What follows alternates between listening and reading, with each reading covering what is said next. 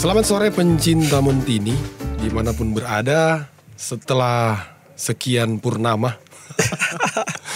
Orang baku pisah karena pandemi tentu saja, terbatas orang mau baku dapa, sehingga talk show yang dulunya sangat digandrungi oleh banyak orang, akademisi, seniman, budayawan, bahkan orang-orang yang lain, pada akhirnya talk show Cahaya Budaya itu terhenti. Sebetulnya semata-mata karena situasi pandemi. Nah sekarang orang tampil baru dengan nama yang tidak kalah keren, ya tidak kalah dengan talk show Cahaya Budaya. Namanya Culture Space, podcast Culture Space, yang sebetulnya mau tempatkan itu budaya sebagai pintu untuk bisa melihat macam-macam hal. Mau lihat tentang seni, mau lihat tentang politik, tentang ekonomi, tentang budaya itu sendiri dan banyak macam hal. Nah hari ini adalah pertemuan awal torang tayang perdana dan saya sebagai host sudah ditemani oleh sohib yang tidak kalah keren. Ini budayawan muda, pemikir muda, tapi juga teman diskusi saya. Tapi teman diskusi dalam setiap momen. Bahkan kalau merasa kurang ide selalu batelpon. Ini Bung Freddy Wawor. Selamat sore Bung Freddy. Selamat sore Bung Amro. Ya, baku dapa lagi. Nah, di kesempatan pertama ini orang mau bicara tentang seni dan kemerdekaan atau seni dan kebebasan sebetulnya. Cuma di konteks ini Bro Bung Freddy, orang kan mau merayakan ulang tahun kemerdekaan. Jadi betul. kalaupun orang mau bicara seni bicara kemerdekaan tetapi juga bicara bagaimana seorang seniman itu berekspresi secara bebas. Supaya ya orang sedikit berefleksi dari mungkin teori-teori, pengalaman-pengalaman praktek dunia berkesenian, dunia berkebudayaan. Lalu orang lihat sebetulnya dampak seniman itu for kemerdekaan apa. Semua kan tahu seni itu kan hasil karya manusia. Seniman itu harus bebas dan macam-macam hal. Seniman itu harus merdeka dan macam-macam hal. Nah kalau menurut Bung Freddy, apa sebetulnya hubungan seni dengan kemerdekaan? Tapi orang pisah dulu dengan kebebasan. Karena itu bicara porsi lain. Bagaimana Bung Freddy?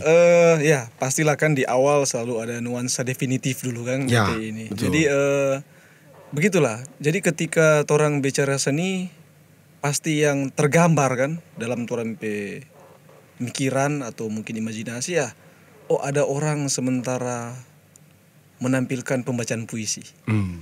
Ada orang yang sedang menyanyi didampingi oleh para pemain band misalnya. Ada pertunjukan drama atau teater.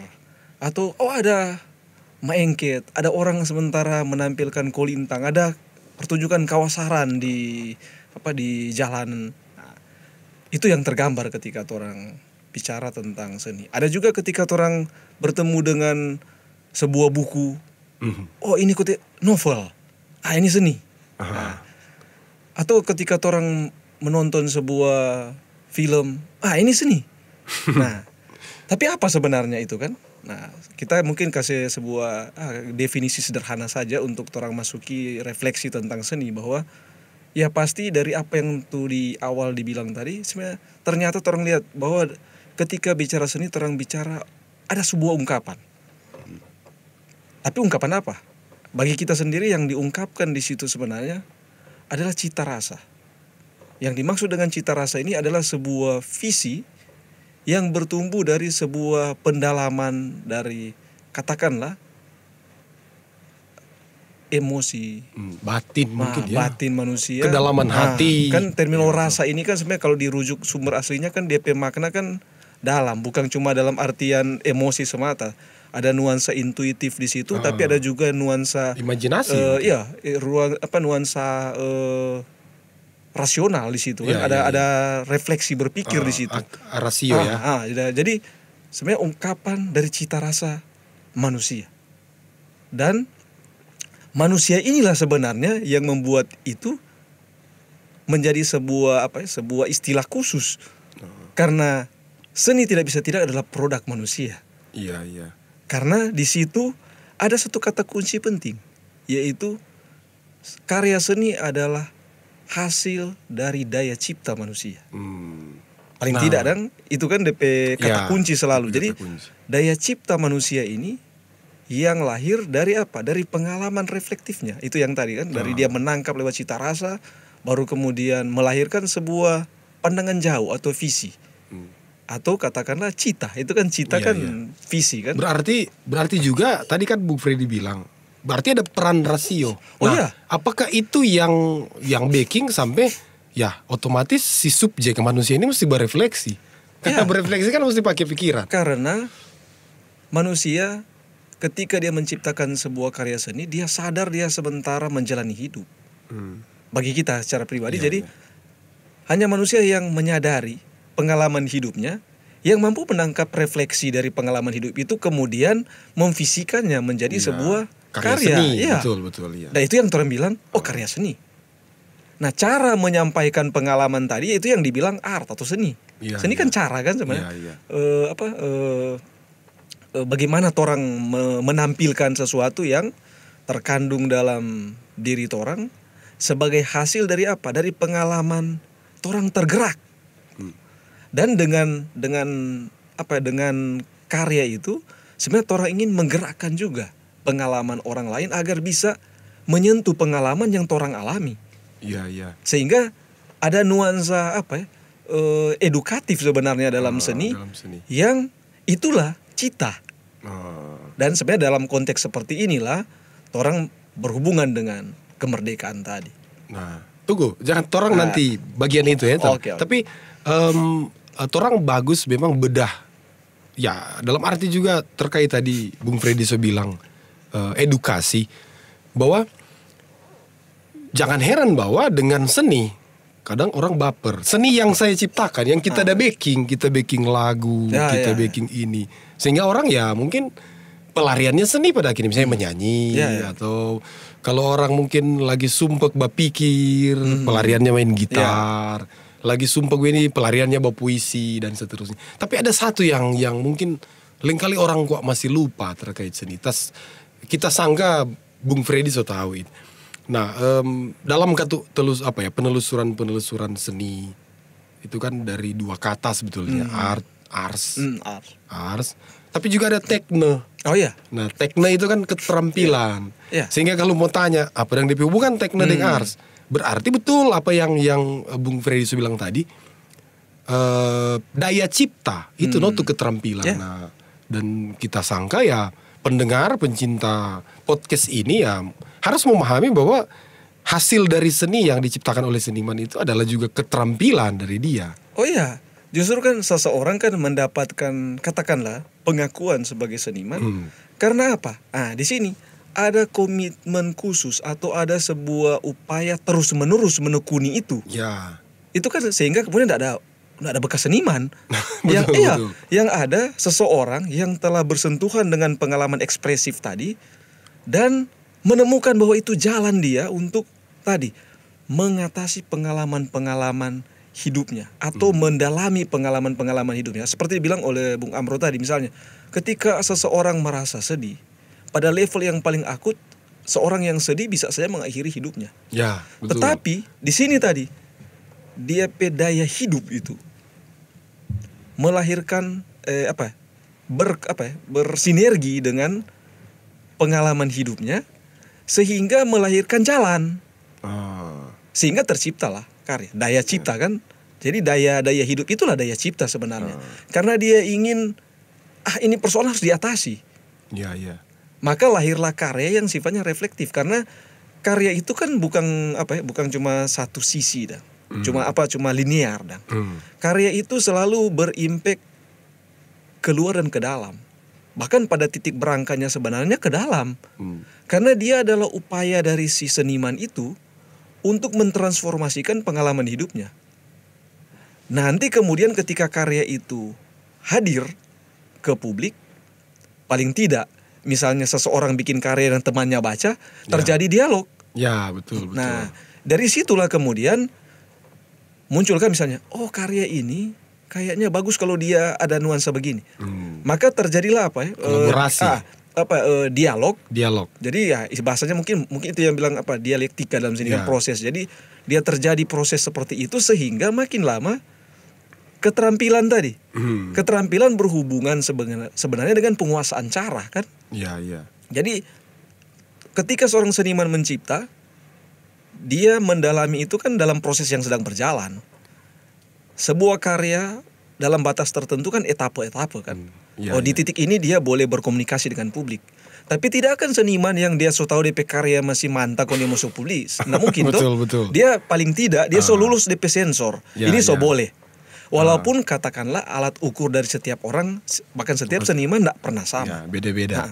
Nah itu yang kita maksudkan, bahwa terjadi dinamika seperti ini sehingga kemudian dia berdialog dengan publik ketika karya itu berinteraksi keluar, dan dari pengalaman itulah sebenarnya teknik itu terasah. Ya. Karena ada pengulangan lah ya. Pengulangan dalam artian diasah karena terus. Memang pengulangan justru pada dua sisi adalah metode paling tua. Maksudnya, betul. Jadi contoh misalnya, ketika orang berkarya, orang mengulang pengalaman hidup. Ya. Dengan menggunakan kata-kata yang berulang. Fungsinya untuk apa? Untuk menegaskan persoalan. Sederhananya begitu. Ya. Tetapi juga dengan mengulang begitu, orang juga memproduksi itu keterampilan. Karena betul. Kan orang contoh misalnya ungkapan kelamalam. Itu kan permainan bunyi yang bersifat pengulangan. Betul. Iya toh? Kelam kan berarti malam juga. Iya. Jadi ada bukan pasif, misalnya kan malam-malam kan sama dia bobol. Tapi kelamalam kan dia bergerak dong. Ya, bergerak. Kan begitu tuh DP. Jadi itu sebenarnya yang secara reflektif membuat seorang seniman melakukan perbaikan terhadap DP teknik karya. DP, dan termasuk pasti kan teknik diperbaiki demi kesempurnaan karya kan? Betul. Kan bukan untuk teknik itu sendiri. Iya, itulah memang pada akhirnya kita yakin dang orang-orang itu lengkali cuma jadi lihat casing, Kang. Casing dalam artian bahwa karya ini bagus, langsung digandrungi, disenangi. Padahal sebetulnya kan by proses kan sebetulnya. Dia jadi seperti ini karena begini. Tapi kan zaman sekarang ya seniman mungkin hasil-hasil karya seni mungkin nggak berpikir sampai situ atau gimana. Ada tantangan yang harus dihadapi oleh seniman misalnya dalam konteks torempe zaman sekarang. Jadi teknik itu kan bukan alat. Maksudnya bukan alat teknis dang, alat yang bersifat mekanik dang. Nah, salah satu tantangan misalnya di zaman sekarang kan sebenarnya adalah, kalau dulu misalnya dari apa yang kita sering perhatikan, misalnya seseorang mengeluarkan efek bunyi tertentu lewat permainan gitar dengan mengandalkan medium yang dia miliki seperti jari dan lain-lain, dan dengan latihan. Kalau sekarang kan efek tertentu tinggal tindis, ya kan? Tinggal tindis DP tuts keluar efek tertentu. Ada beda kan? Iya. Jadi bunyi tertentu yang dulu didapatkan dengan pendalaman sekarang enggak lagi. Jadi berbeda. So ada di situ, so ada DP rekaman tinggal diputar ulang misalnya. Itu sekedar perbandingan bahwa itu salah satu tantangan misalnya. Begitu juga misalnya ketika orang mendahulukan juga teknik, kadangkala yang terjadi adalah kedangkalan atau orang bilang jadi tofor diisi. Betul, ya. Itu sering terjadi ketika orang berupaya memenuhi kriteria teknis. Yang kemudian dia blunder adalah keahlian teknis ini kosong. Karena soul nggak ada. Ya. Jiwanya. Jadi pada akhirnya orang bersentuhan dengan satu istilah yang selalu berhubungan kan dengan wilayah seni, yaitu harmoni. Jadi pada akhirnya menciptakan harmoni ini adalah perpaduan dari itu tadi. Tuh rasa mungkin, bentuk tuh yang keterampilan tadi, teknik-teknik itu, medium. tapi juga kemana DP sumber asali itu, DP soul. Nah, bicara itu memang orang bedah baik-baik ini seni ini. Kita melihat, kita pribadi lihat, Bung Freddy, ada kecenderungan orang-orang zaman sekarang itu lebih senang dengan musik yang gini kok. Kita pakai analogi begini Jo. Lagu barat DP akor sederhana sekali, tapi dia abadi. Mana tuh lagu sekarang, waduh akord dapat aku. Bung Freddy pernah ikut begitu, pernah melihat kenyataan. Itu problem apa sebetulnya? Apakah tuh zaman sekarang itu mau yang instan, yang kurang main tombol-tombol dan lain sebagainya, atau? Nah itu kan tadi bilang tadi. Jadi ketika seseorang mengalami proses kreatif, kadangkala ini yang kita alami misalnya. Dalam misalnya ambil contoh ketika mau menulis puisi misalnya. Yang sebenarnya bagi penting buat orang adalah bagaimana menyampaikan apa yang ada pada orang. Juga dengan pemahaman bahwa kemudian seberapa cepat misalnya terminologi atau istilah atau kata yang orang pilih itu menyentuh publik ya. Nah, sementara di dalam perkembangan historisnya tadi yang mulaikan dari yang sederhana. Kadangkala kemudian di fase tertentu orang melihat cuma begini kutip teknik main ini. Yang orang lupa adalah keseimbangan antara misalnya nada-nada tertentu yang dipilih itu justru berselaras dengan liriknya. Jadi itu yang terlupa. Jadi yang kemudian muncul adalah naluri kompetitif tuh. Oh, kita mau sekala DP teknik itu. Akhirnya yang dicari adalah jelimetnya tuh kerumitan teknis. Menurut kita itu kalau dia bersesuaian itu sah saja. Maksudnya tuh isi dengan DP kerumitan penampilan teknis itu berselaras. Orang ambil contoh misalnya, kalau ambil nuansa musik misalnya, Pink Floyd, mungkin kalau orang pernah dengar Pink Floyd itu, contoh orang dengar Pink Floyd lagu, dia kalau orang dengar, sangat ini kan, DP teknik juga dapat aku. Maksudnya DP efek-efek yang, nah di sini yang kita, jadi sebenarnya perpaduan antara teknik dan isi itu, seberapa dalam dia punya efek pendengar ya, publik. Pertama orang yang mengeluarkan toran pengalaman tadi, yang mengekspresikan toran pengalaman, dan orang yang mendengar tanpa karya. Karena contoh dalam penulisan karya sastra misalnya, ada satu masa orang menulis dengan alur linear, sederhana. Ceritanya dibangun dari pengalaman hidup seseorang dari dia kecil sampai meninggal. Sederhana tuh dia jalan cerita.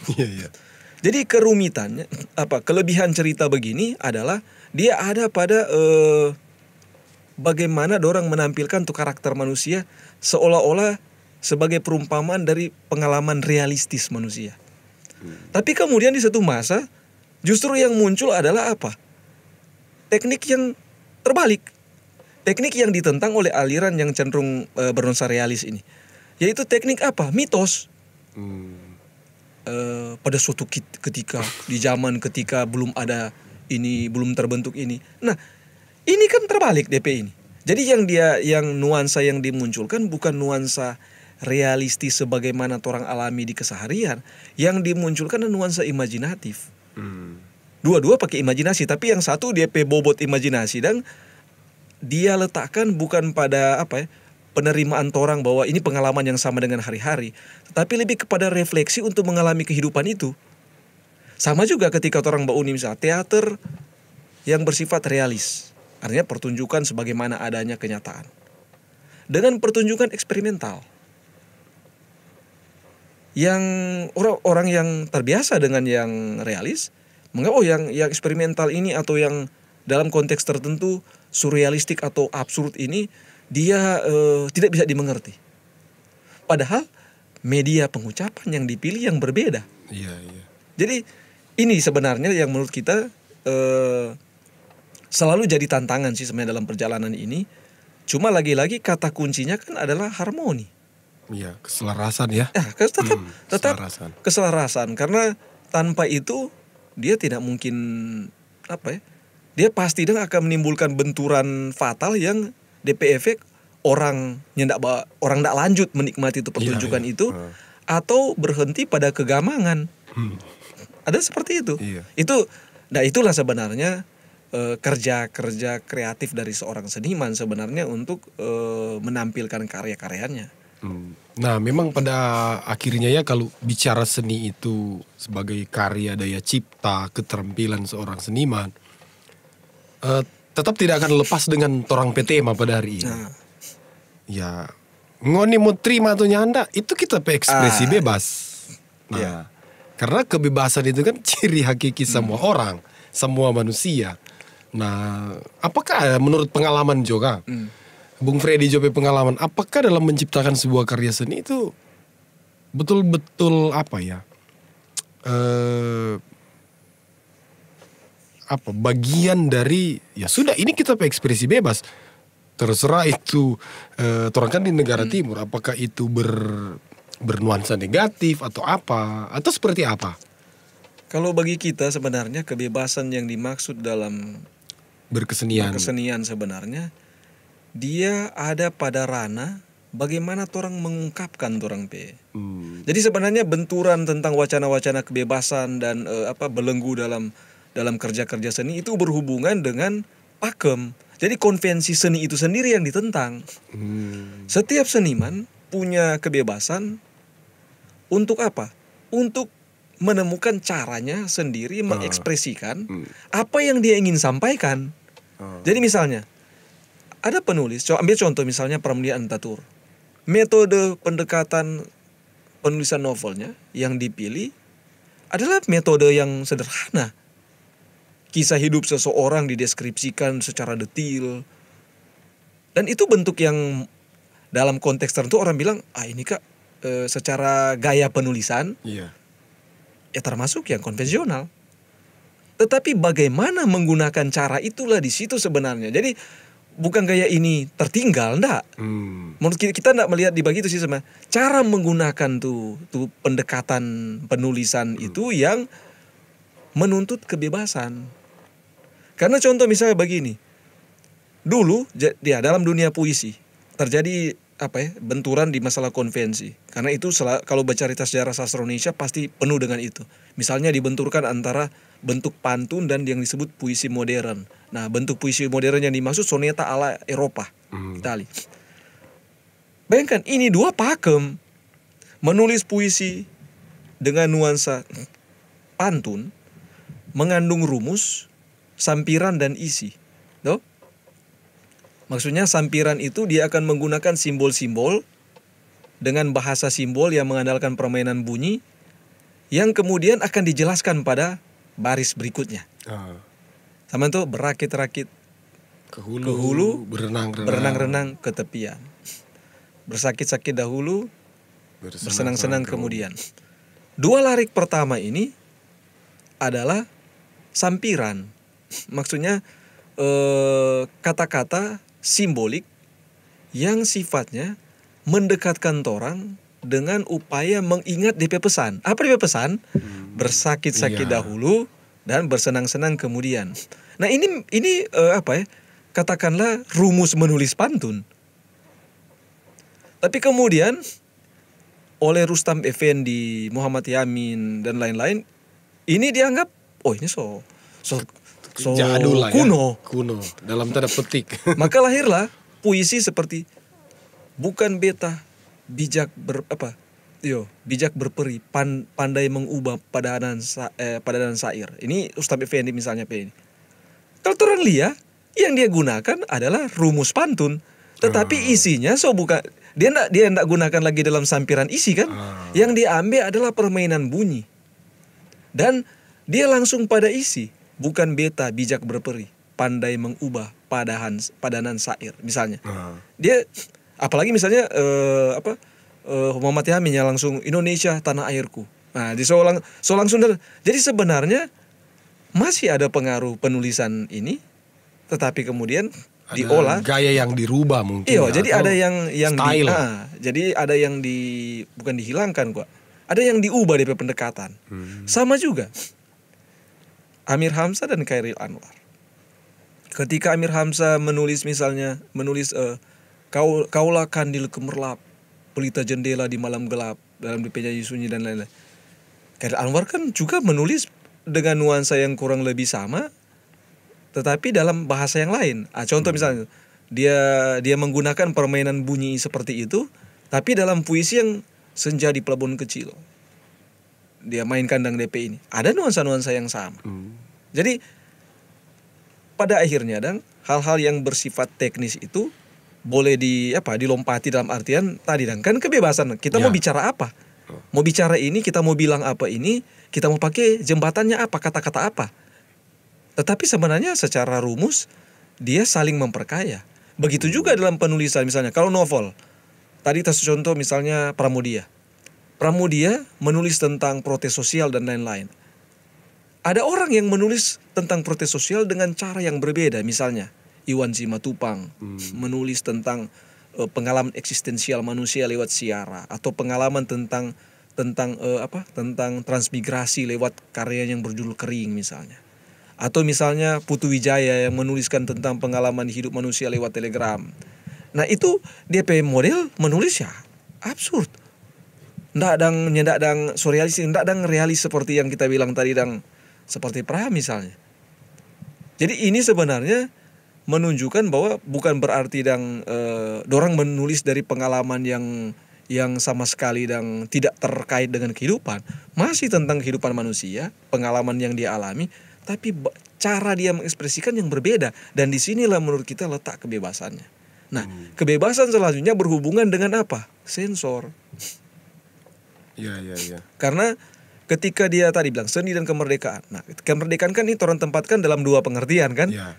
Kebebasan seniman dan kebebasan cara politik. Ya begitu kan? Ya. Nah, kebebasan salah satu. Jadi dalam konteks juga pada katakanlah perbandingan dengan kesenian dan sastra di Indonesia misalnya. Jadi satu periode penulisan sastra di periode tahun belasan sebelum Sumpah Pemuda itu dipenuhi dengan karya-karya yang menggunakan bahasa Melayu pasar. Dan isinya adalah kritik habis-habisan terhadap kebijakan pemerintah kolonial Belanda. Makanya kemudian pemerintah Belanda waktu itu kemudian melarang dan memberi cap itu sebagai bacaan liar. Bayangkan di konteks sastra itu sampai tahun 1911 di belasan, periode belasan. Dan tiba-tiba untuk mengatasi kebutuhan akan bacaan itu, karena ini boleh baca yang dibilang bacaan liar tadi, muncullah Balai Pustaka yang kemudian memproduksi novel yang sebenarnya secara teknis penulisan kalah menurut kita kalah dari cara mengekspresikan bahasa Melayu pasar. Karena apa? Karena yang kemudian dimunculkan adalah bahasa-bahasa yang hidup dalam tatanan kebudayaan Melayu istana. Orang-orang yang terutama di ranah di Sumatera yang cuma dikuasai oleh jalur bangsawan yang mendapatkan pendidikan tinggi dan kemudian berbahasa halus dalam tanda kutip karena dibilang itu bahasa Melayu pasar, ini kita kasar, bahasa pasar tuh begitu. Nah, ini contoh misalnya. Tetapi kemudian orang menarik historis sastra Indonesia di Balai Pustaka. Itu bagaimana tuh dilema kebebasan berkesenian bersastra itu terkait sekali dengan makna kebebasan secara konvensi dan makna kebebasan secara politis. Yang termasuk ini juga Bung Freddy, mungkin kalau orang pernah diskusi itu ya sebetulnya lahirnya musik jazz itu kan karena hanya senang dengan pembeda-bedaan atas kulit putih dan kulit hitam, sehingga orang muncul melakukan sebuah kritik lewat lagu model musik style kan, musik. Jazz dan blues kan lahir di komunitas orang kulit hitam di Amerika untuk menyuarakan penderitaan hidup dorang yang diperbudak oleh orang-orang kulit putih Eropa di Amerika. Tapi dalam perjalanan kemudian dia menjadi sebuah musik tertentu pilihan lah yang menentukan status sosial seorang. Bukan lagi musik para budak, tapi orang elit. Bayangkan aja itu DP ini tuh orang itu contoh kecilnya begini Bung Freddy. Nanti tolong bicara berikut tentang Kolintang ya, tapi Kalau di Kolintang itu orang aransemen so gaya jazz. Memang. Jos orang bilang. Iya. Tapi kalau dia main gaya klasik, ini sama yang di kampung-kampung. Mungkin itu ya bagian dari jadi itu kan pada akhirnya ada banyak hal mempengaruhi. Contoh misalnya kan katakanlah perdagangan. Ya. Suasana politik, status sosial, kondisi ekonomi juga. Dan pastilah kondisi ekonomi. Jadi itu sebenarnya faktor-faktor yang ada di segi ekstrinsik sebenarnya di luar karya itu sendiri. Tetapi tidak terlepas secara penuh karena namanya sebuah karya itu kan dia selalu punya impact. Ya, dampak. Karena selalu kan si seniman ini kan tidak pernah mencipta dari kekosongan. Dan juga tidak pernah menyampaikan karyanya ke dalam kekosongan. Begitu tuh. Pasti ada konteks. Iya. Nah, kita langsung masuk jadi musisi Indonesia, Iwan Fals. Itu kan. Itu kan jadi sebetulnya pertama bahwa karya seninya itu ekspresi dia kebebasan berdasarkan konteks tertentu, tapi pada saat yang sama kan dia bukan menyerang sih, memberikan edukasi ya, misalnya tentang korupsi. Di tahun 80-an 90-an torang dibesarkan dengan misalnya lagu-lagu Iwan Fals. Torang belajar banyak dari DP lirik-lirik. Dari DP dia kan sebenarnya sederhana. Tetapi kemudian nilainya ada di mana? Bayangkan tuh, lirik atau syair yang mendalam secara politis justru dipadankan dengan musik yang sederhana. Sudah paham tuh akord gampang. Sudah paham tuh DP pemahaman tadi bilang. Jadi tidak selalu lirik yang berat itu, syair yang berat itu kemudian melahirkan musik yang berat juga. Atau jadi pada akhirnya kalau enggak orang enggak akan sampai. Betul. Dan orang nem boleh bohong bahwa nem boleh berdusta bahwa itu justru yang kena di hati. Itulah tadi bilang. Jadi kan musik kan pengantara. Medium ya. Medium. Jadi nuansa itu kan kalau orang bilang kayak itu kan ada di ranah puitik dah. Jadi ranah puitik itu sendiri bernuansa musikal karena dia dikenal dalam pemahaman rhythm of soul. Betul. Jadi bagaimana tuh getaran sukma itu kata berselaras dengan baik isi maupun bentuk ekspresi dari si seniman. Jadi orang menikmati musik sebenarnya secara naluri ada dalam area itu. Iya. Atau menikmati karya seni apapun ada di area seperti itu. Karena pada titik terdalam mampu ndak karya itu menggetarkan dia. Atau sebaliknya bagi si seniman itu menggetarkan kalbu dari orang-orang yang menikmati karyanya. Nah, Bung Freddy, terkait itu kita selalu ya orang-orang itu lain kali dorang cuma melihat casing jadi sudah tampilan ini penyanyinya keren, cantik lah, ganteng lah, musiknya padahal nggak terlalu ini. Karena kita ingat bahwa pernah dulu ya utak-atik teori seninya siapa nih, Cliff Bell ya, dia kritikus seni Inggris. Dia bilang yang paling utama dari sebuah, menurut dia ya, di zaman itu seni yang baik itu adalah yang bukan cuma mengutamakan kesan.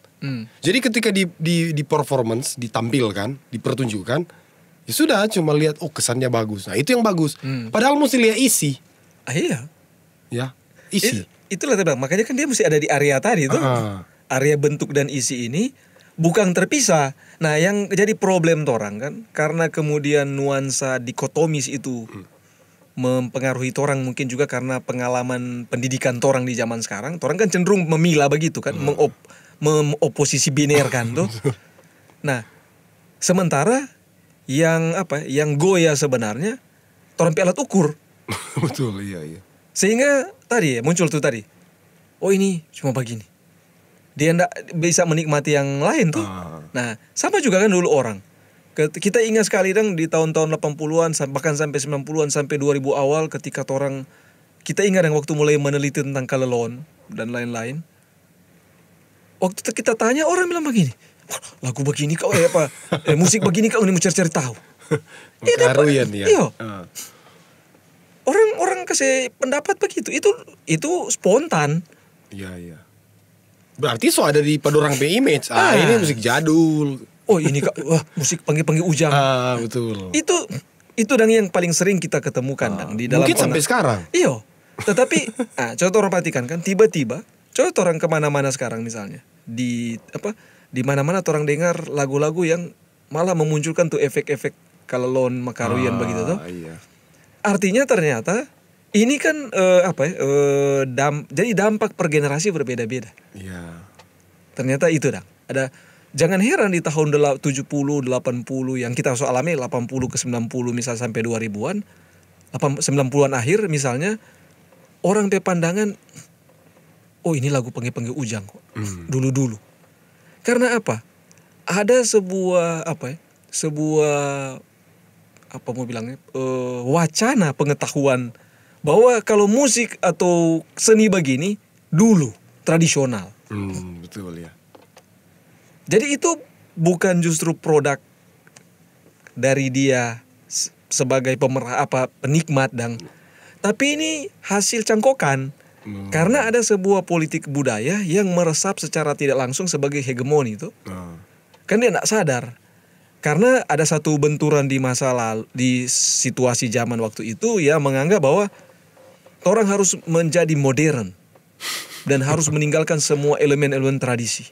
Kan begitu. Itu kan wacana kalau orang belajar sejarah sosial budaya Indonesia di periode 70, 80 ke 90-an, politik kebudayaannya kan bercerita tentang itu. Nah, ini tanpa sadar meresap lewat pendidikan, selera, dan lain-lain. Jadi ternyata itu faktor yang bisa diubah. Karena kemudian, coba lihat, dari kisaran 2005-an tiba-tiba di Sulawesi Utara terjadi semacam revival terhadap seni tradisi, karya-karya budaya tradisi. Bukan cuma Minahasa, tapi di daerah-daerah lain juga terjadi itu. Seluruh Indonesia. Nah, apa yang menyebabkan itu?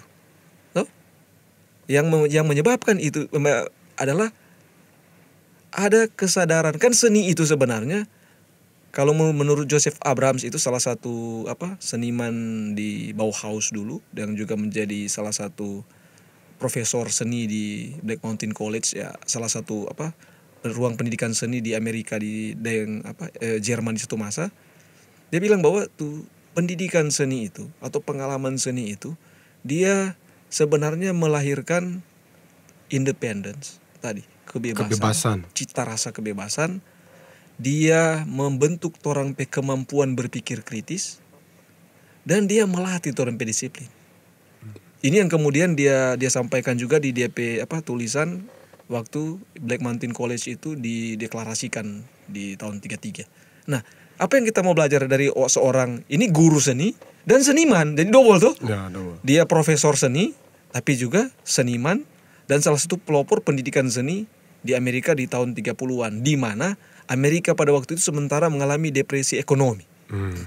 Di mana seni menjadi penyelamat. Karena kemudian membentuk tuh kemampuan manusia untuk survive dalam situasi seperti apapun. Nah, kembali ke soal tadi, ini sebenarnya yang mempengaruhi tuh ketika di patorang di Indonesia misalnya, lagu-lagu Iwan Fals misalnya menjadi sumber inspiratif, novel-novel Pramudia. Bukan karena jelimetnya DP teknik, bukan itu. Tetapi isi karya itu berpadanan dengan teknik. Sama juga kalau ambil contoh misalnya di periode 90-an, akhir 80-an ke 90-an, di ranah rock and roll misalnya muncul slang.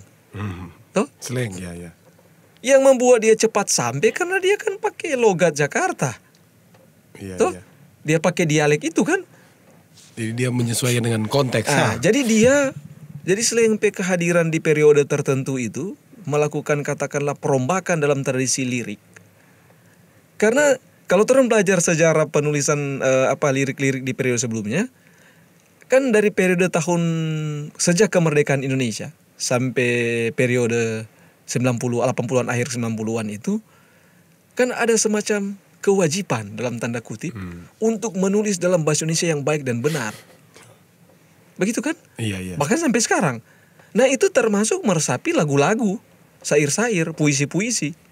Nah, dalam dunia sastra juga kan di tahun 80-an kan tiba-tiba 70 ke 80-an kan mau memberontak terhadap pakem-pakem ini, ya Rendra muncul dengan puisi yang memadukan juga ungkapan-ungkapan dari bahasa Jawa misalnya.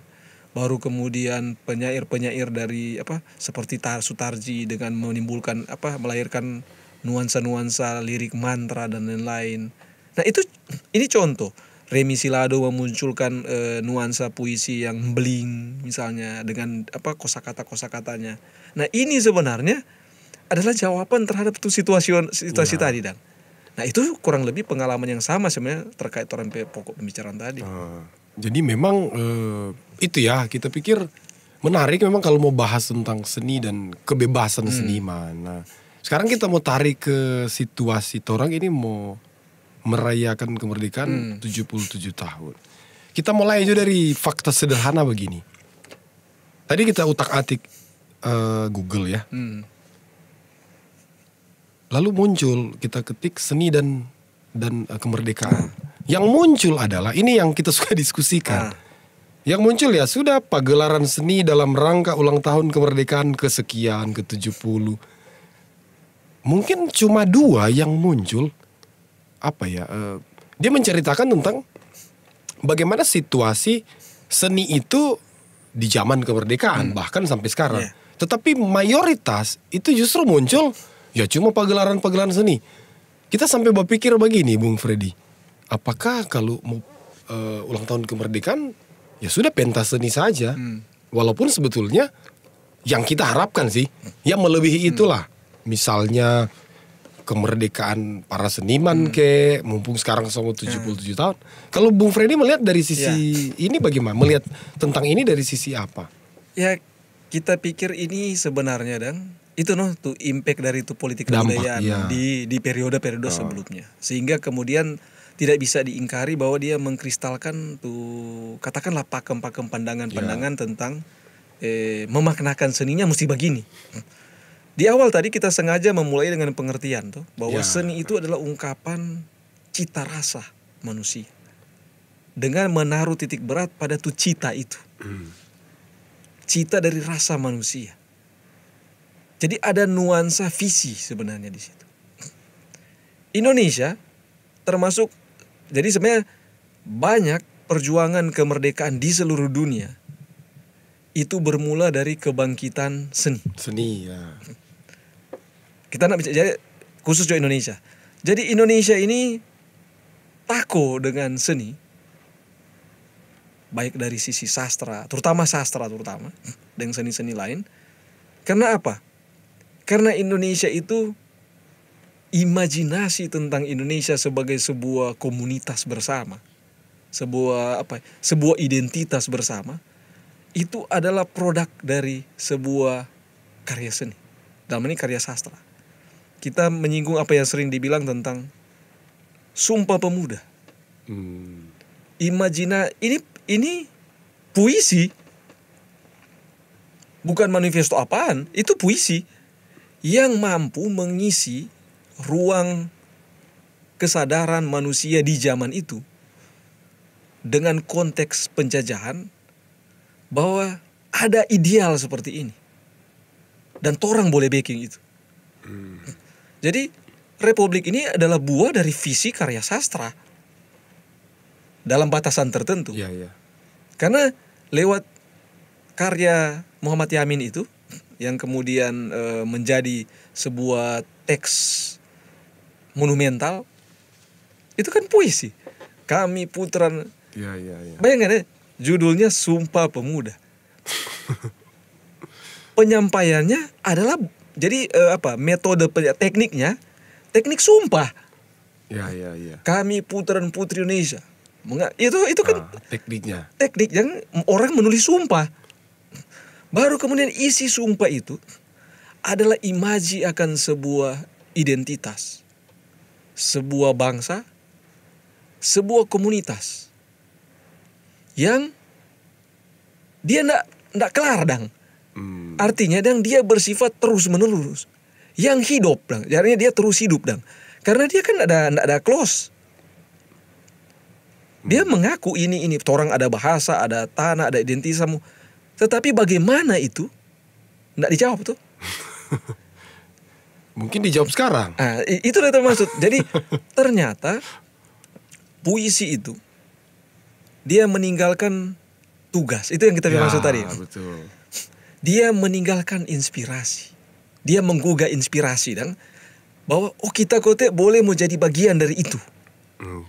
Lewat ya karya mungkin. Lewat DP karya hidup masing-masing. Ada yang kemudian memilih dan menjadi sastrawan, ada yang memilih menjadi pemusik, ada yang memilih menjadi penguasa, ada yang cukup memilih jadi petani, peternak dan lain-lain. Itu semua adalah tadi demi yang disumpah tadi. Ya, jadi itu demi bangsa Indonesia. Itu maksudnya yang dia sumpahkan kan sebenarnya adalah kehadiran dari sebuah bangsa, yang punya bahasa yang satu, punya tanah air satu. Begitu kan gambaran ideal dari itu puisi itu. Nah, inilah sebenarnya yang membuat kesadaran politik di ranah penguasa jadi sangat peka dengan seni. Pidato-pidato Soekarno, kalau orang baca sampai hari ini, ibarat puisi.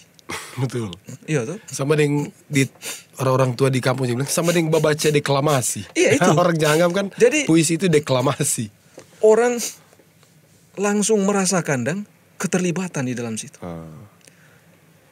Jadi jangan heran kemudian ada ada dalam tanda kutip kecurigaan bagi setiap penguasa yang telah menjadi rejim bahwa orang mesti hati-hati dengan ini. Makanya jangan heran di Indonesia wilayah yang dimenangkan dalam tanda kutip oleh salah satu bagiannya adalah perang kesusastraan. Kesusastraan di bawah. Karena kalau ini dihidupkan, ini bahaya. Karena lewat karya sastra orang akan dididik. Yang kita bilang tadi seni itu membentuk orang independensi. Hak menentukan nasib sendiri dalam tanda kutip. Maksudnya nasib sendiri ini dalam ketika dia berkarya, kita nih mau jadi ini, kita ingin backing ini, ya kan begitu ideal-idealnya. Nah, di sisi lain kemudian juga si karya itu juga menggugah kemampuan kritis. Kenapa kita memilih misalnya untuk memilih profesi misalnya menjadi katakanlah penulis? Karena bagi kita, ini situasi pekerjaan hari ini semua pergi misalnya menjadi bagian dari perusahaan misalnya. Jadi pilihan kita pilih saja yang ini. Kemampuan kritis, kemampuan menganalisis situasi itu. Baru disiplin. Jadi disiplin itu diwujudkan dengan apa? Tidak mungkin dia akan berhasil tanpa disiplin. Bahasa paling gamblangnya, tidak mungkin orang berhasil dalam sebuah tanpa berlatih. Kalau di seni kan bahasa begitu tuh. Tidak mungkin seorang aktor akan jadi aktor kalau dia tidak berlatih. Tidak mungkin. Ya memang pada akhirnya sebuah karya itu kan tuh ya atau bukan karya, tapi ya kalau dia ngaku seniman ya harus berkarya, mengulang-ulang. Nah, kita tertarik untuk terutama juga untuk memaknai ini kemerdekaan. Kita mungkin Bung Freddy ada tanggapan ya. Kita bersyukur bahwa setiap mungkin 16 Agustus itu di kampung-kampung kan ada kantin pembangunan, ada toa, dan yang dimainkan itu lagu-lagu perjuangan. Silahkan Bung Freddy kasih tanggapan dong. Tapi kita bersyukur bahwa ya lagu-lagu itu sudah diciptakan oleh para seniman yang tidak kalah. Kuat makna, dolong DP arti, tetapi juga mungkin menyadarkan kita perasa nasionalisme sebetulnya.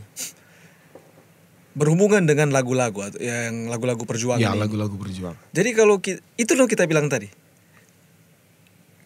Kehadiran karya seni dia memberikan cermin bagi torang.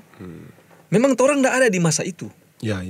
Betul. Tapi lewat dorang karya, torang bisa merasakan kembali dorang pedenyut kehidupan. Semangat dorang untuk menjadi manusia yang bebas, bukan lagi diperhamba.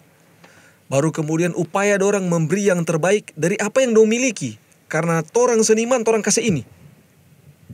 Nah, Tujuannya lagi-lagi itu tadi. Kalau dia dipasang lagi kan tujuannya bersifat inspiratif. Iya, iya. Makanya kita bilang tantangan terbesar torang hari ini adalah kemudian meresap ndak pendidikan seni itu pada orang. Meresap ndak? Itu kan DP persoalan. Sehingga ndak bisa menjangkau itu. Atau ada ndak keterbukaan dalam diri torang untuk kemudian mencoba meresapi pengalaman yang tertuang lewat lagu-lagu perjuangan tadi, atau mungkin refleksi-refleksi. Kalau dulu orang suka sekali kalau dulu kan zaman masih satu televisi tuh. Nah di zaman itu orang menanti itu kalau so dekat hari-hari kemerdekaan itu film-film perang. Karena orang dengan melihat tuh film-film itu, orang akan merasakan kembali itu apa? Tuh heroisme.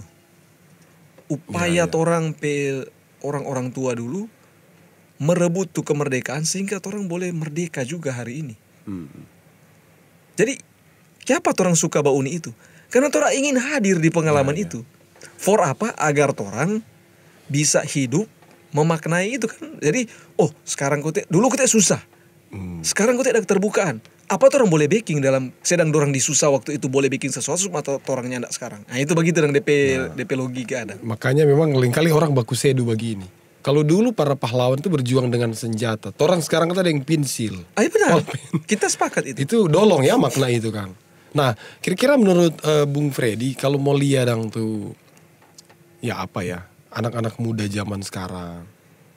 Bagaimana dorang kalau apa ya entahkah sekarang kan perkembangan seni kan ya sedemikian maju untuk macam-macam seni. Nah, dorang sebagai orang muda yang katakanlah menjadi generasi penerus itu dorang bagusnya bikin apa? Kita pikir tantangan terbesar di generasi hari ini adalah informasi begitu banyak. Media, perkembangan media informasi digital untuk orang mengembangkan diri banyak. Tapi punya ndak orang disiplin untuk belajar dan mendidik diri sendiri. Termasuk dengan tuh torampe tadi, pengembangan torampe kemampuan berkesenian itu. Karena ambil contoh ya, kita dapat rasa sekali karena dekat dah. Waktu orang mulai kuliah di tahun 90-an. Buku tentang seni terbatas sekali. Dan buku yang itu orang ulang-ulang baca. Bukan karena orang suka mau baca tuh buku itu terus nggak ada pilihan lagi selain buku itu. Betul. Sehingga kemudian orang jadi belajar apa yang tidak tertulis di dalam buku itu. Nah tantangan generasi hari ini misalnya ketika mengakses referensi-referensi itu kan tinggal klik, ngana download, ngana so miliki dan ngana bawa dalam genggaman. Tetapi punya ndak keluangan bagi orang untuk memberi diri, meresapi, mendalami itu pemikiran-pemikiran kritis di ranah seni ini sehingga boleh menginspirasi orang proses kreatif. Jadi orang istilahnya begini orang mau hidup dari kesenian bukan langsung orang mau dapat sesuatu dari situ. Orang harus hidupi itu dulu dengan menjadi seniman. Maksudnya menjadi seniman tadi orang mengasah orang kemampuan wawasan baik dari sisi tadi memenuhi orang kebutuhan jiwa akan pengalaman hidup dan kan ada orang pengalaman faktual orang belum dapat mengerti. Orang butuh pembanding untuk dia ada di ranah ini, ada di dalam level pemahaman seperti ini. Orang boleh resapi itu pengalaman seperti itu. Kadangkala kalau cuma pakai orang dasar dan cara berpikir sederhana cuma sampai situ. Maka kalau orang ternyata dalami dengan pendekatan informasi atau pemikiran atau kemudian wawasan pemikiran yang orang dapat, orang boleh dapat pembanding dari banyak pemikir yang mengolah pengalaman yang sama dengan orang. Dan ketika kemudian orang berkarya, orang juga ada pembanding. Karena ada banyak referensi. Kalau dulu kan misalnya, orang cuma bandingkan orang dan orang. Iya. Tuh? Nah ibarat kalau orang tinggal terus di situ, orang ibarat katak di bawah tempurung. Tetapi sekarang kan enggak. Generasi orang hari ini termasuk yang terkini, ngana mau lihat contoh karya yang disebut realis itu bagaimana? Ngana tinggal klik. teater realis langsung keluar di YouTube. Ini yang kita Termasuk alami. narasi-narasi Iya, ya, karya-karya yang kategori ini langsung keluar. Jadi ini bukan orang mau hafal, tapi kemudian orang timba inspirasi. orang belajar. Siapa dia mesti berkarya menciptakan pendekatan begitu? Siapa dia berkarya jadi model begitu? Kalau orang backing di sini, apakah dia relevan itu dalam pemahaman begini? Ruangnya cocok, Ya. mediumnya cocok, mekaniknya cocok atau enggak? Jadi semua hal itu dipertimbangkan. Jadi enggak dang tuh kita bilang mantap-mantap dari sana kontor taruh di sini. Kita pikir ada banyak kekurangan secara finansial, secara geografis, secara ini. Tetapi orang juga punya kelebihan selain itu. Ada banyak DP kelebihan. Nah mungkin mewujudkan itu ya hal-hal yang Bung Freddy bilang tadi itu ya itu bagian dari mengisi kemerdekaan. Iya, justru kalau menurut kita kata Dang, apa artinya orang menjadi manusia di negara yang sudah menyatakan diri dan telah berjuang untuk menjadi merdeka secara politik. Visinya agar kemudian juga orang bisa dan merasakan arti kemerdekaan itu. Melalui apa? Mengungkapkan orang pemikiran, pendapat, cita-cita, visi hidup dengan bebas. Dengan apa? Tentu saja dengan dengan kesadaran yang kritis. Jadi bukan cuma orang tunggu orang lain kritik tompe karya. Kritikus pertama terhadap top karya orang sendiri. Ya. Kalau kita pemahaman begitu Dang. Sebelum kita mau menulis menyampaikan TP karya secara publis, kita pertama harus menjadi TP kritikus. Kita karya itu kita letakkan di atas meja, baru kita mulai bedah. Pakai segala referensi yang kebetulan kita akses. Ya. Dan setelah itu pun baru didialogkan. Begitu proses Dang. Jadi kebebasan berkarya itu itulah sebenarnya salah satu impact dari kemerdekaan politik. Itu Dang DP ini. Dan karya yang bebas ini apakah juga akan membebaskan orang hidup di generasi hari ini? Nah itu juga tantangannya. Ya. Itu DP. Jadi memang diskusi tentang kebebasan atau kemerdekaan terkait dengan pengembangan seni, pengembangan diri itu memang cukup panjang ya. Tapi paling tidak memang orang cerita-cerita di sore ini ya mudah-mudahan menjadi kita kok berpikir Dang kalau dianggap ideal kenapa tidak untuk bisa jadi salah satu referensi. Maksudnya orang dapat cerita mungkin kan tuh ada penonton yang nak mengerti atau apa, tapi ya yang fakta-fakta yang sederhana aja Kang. Jadi lihatlah bahwa kemerdekaan ini ada di depan mata. Bertanyalah dalam diri masing-masing siapapun, kita mau bikin apa dengan kemerdekaan. Kalau kita seniman, dalami baik-baik kemampuan berkesenian. Lalu kemudian silahkan orang berkarya, karena karya itulah bagian dari mengisi kemerdekaan. Iya, karena justru kan apakah orang mampu memerdekakan diri untuk berkarya kan? Itu DP tantangan. Jadi kalau dulu orang masuk penjara baru berkarya. Orang kan buktinya tuh orang tuh sastrawan-sastrawan, seniman-seniman di zaman kolonial, sejarahnya kan begitu. Nah, orang mungkin tantangannya mampu enggak memerdekakan diri, membebaskan diri dari pola pikir begini. Aduh, mau baking ini enggak ada dana. Itu Dang tantangan hari ini. Ya. Aduh, mau baking begini siapa mau bauni TP karya. Iya. Jadi karya belum hadir, so tak pikir itu. Padahal sebetulnya ya berkarya juga. Kan, karena publik pasti akan menilai. Nah kan kalau orang karya hadir, orang kan tidak pernah tahu. Orang teman yang tiba-tiba membaca orang karya dan menganggap bahwa ini karya orang mesti lihat Freddy. Ini karya orang mesti dengar Ambro. Kok bagaimana bicara? Nanti kita yang kita mengalami pengalaman seperti itu. Itulah hal-hal praktis hal-hal sederhana yang paling gampang. Jadi orang kan boleh memahami pemahaman rupa dulu misalnya. Cuma ke orang-orang dalam tanda kutip tidak ada kerjaan yang akan bergelut di bidang seni. Orang lupa bahwa seni juga adalah kerja. Dan orang yang memperhatikan seni juga sementara bekerja. itu kan DP dinamika. Iya. Nah itu yang kadang kala tidak mau dilihat dang, bahwa torang dang selalu dang apa ya, belum disalahkan sumber apologi. Begitu kan DP bahasa tuh. Sehingga tadi karya belum hadir, so alasan duluan. Oh kita mau bikin ini kak, nah penanda ini, kong masa mengaku seniman kong ndak ini. Nah, itu menurut kita kata itu tantangan yang selalu menghantui, bukan cuma misalnya generasi terkini. Semua orang yang bergelut di bidang seni selalu berhadapan dengan tantangan itu. Makanya di era kemerdekaan hari ini, bagi kita cuma tantangan orang mampu ndak orang memerdekakan diri dari itu belenggu-belenggu yang kadangkala orang hidupkan sendiri. Orang sendiri yang iyo, iya, orang hidupkan petompe kepala.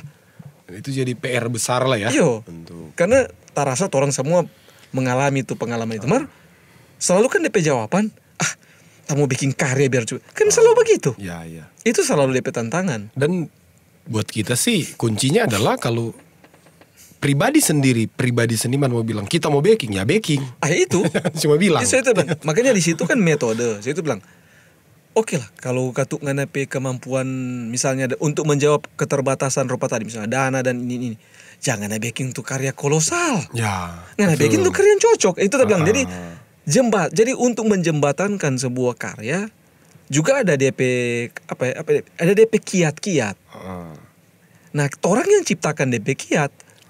Kalau misalnya orang so tahu misalnya sama yang orang itu tuh di situasi pandemi bagaimana seniman berkarya. Betul. Orang ada alami. Ya. Pada akhirnya ya macam juga dulu misalnya format podcast. Jadi bikin baca puisi. Ini hasil dari karya seni yang berkembang di zaman Ayo. Jadi ada banyak rupa DP ini. Termasuk juga pembicaraan tentang seni, tentang kebudayaan yang kemudian masuk lewat pendekatan Zoom dan lain-lain kan begitu. Iya. Itu bayangkan dia banyak sekali terjadi dan akhirnya menerobos batas geografis. Iya. Di seluruh dunia bisa seluruh baku dunia. dapa. Nah, orang kan asli orang alami sendiri tuh. Bagaimana orang kemudian menjadi katakanlah pembicara dalam forum-forum itu yang lintas negara. Ya. Cuma karena tadi upaya menemukan jawaban dari pembatasan. Pembatasan kan Betul. akhirnya terjawab. Nah itu tadi medium teknologi berpadu juga dengan kreativitas manusia. Dan berpadu dengan wawasan. Ya. Karena Referensi. kalau orang juga pewawasan nyendak orang update ya pasti dong tertinggal. Oke, Bung Freddy, akhirnya menarik memang ini dan kita secara pribadi ya di tayang perdana ini cukup mendalam ya orang pembahasan. Kita yakin ini masih bisa orang kembangkan lagi atau orang akan diskusikan ulang dengan mungkin tema yang mirip tetapi di pertemuan berikut ya. Tetapi yang paling tidak gagasan-gagasan atau buah-buah pikiran yang orang sobat cerita dari awal itu yang mudah-mudahan memicu ya.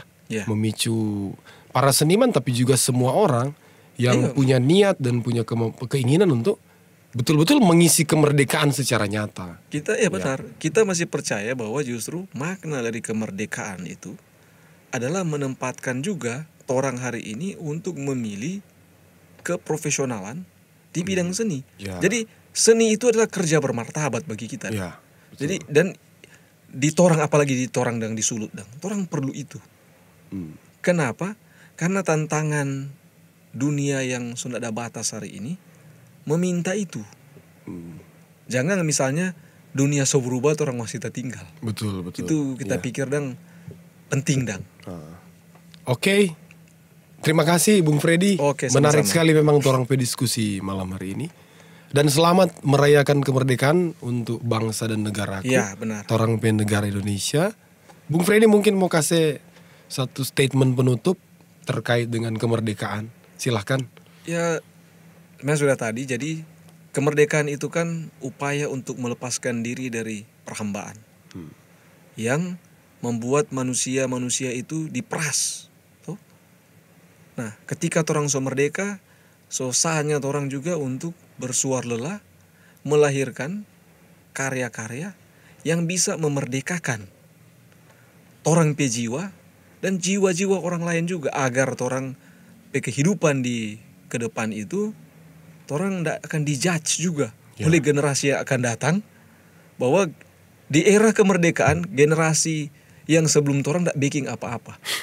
Kita kadangkala dihantui dengan cara pemahaman ini dan karena kita pikir karena orang kan hidup dalam menyejarah kan. Ya. Jadi apa yang dibuat oleh setiap generasi akan dibaca oleh generasi akan datang. Dan kehidupan selalu berjalan seperti itu. Nah, tanggung jawab akan masa depan generasi akan datang selalu ditentukan oleh generasi sebelumnya.